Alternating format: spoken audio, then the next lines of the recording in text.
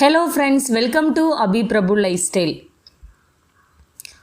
30 days breakfast recipe-ல இன்னைக்கு day 14 தான் பார்க்க போகிறோம்.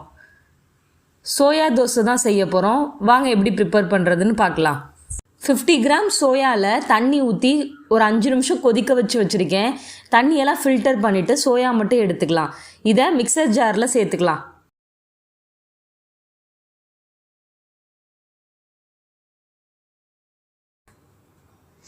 இதோட காரத்துக்கு தேவையான வரமிளகாய் சேர்த்துக்கலாம். ஒரு துண்டு இஞ்சி, 2 தக்காளி சேர்த்துக்கலாம். பெரிய தக்காளியாக இருந்தால் 1 சேர்த்துக்கோங்க, சின்னதாக இருந்தால் 2 சேர்த்துக்கலாம்.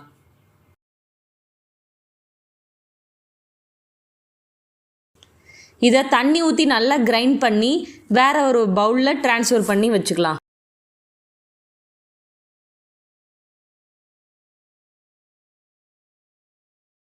இந்த மாவோட 1 கப் கோதுமை மாவு சேர்த்துக்கலாம். இதில் கோதுமை மாவு சேர்த்தா மட்டும்தான் நம்ம தோசை வாக்க முடியும், இல்லைனா சோயாவில் தோசை ஊற்ற முடியாது.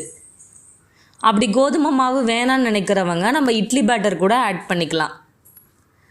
உப்பு இல்லைனா கொஞ்சமாக உப்பு சேர்த்து நல்லா கலக்கி நம்ம தோசை வாக்க வேண்டியதுதான். ரொம்பவே ஹெல்த்தியான தோசை. நீங்கள் இதை இன்னமுமே கொஞ்சம் டேஸ்ட்டாக ஆக்கணும்னு நினச்சிங்கன்னா இதில் நல்லா பொடி பொடியாக சின்ன வெங்காயம் சேர்த்துக்கலாம்.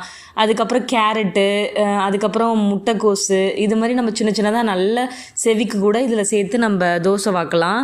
ஸோ அது மாதிரி செஞ்சால் இன்னும் கொஞ்சம் டேஸ்ட்டாக இருக்கும்னு நினைக்கிறேன். அப்படி இல்லைன்னா நம்ம எக்கு கூட ஒரு எக்கை நம்ம இதில் ஊற்றி நல்லா மிக்ஸ் பண்ணி கூட நம்ம இந்த தோசை மேக் பண்ணி எடுத்துக்கலாம்.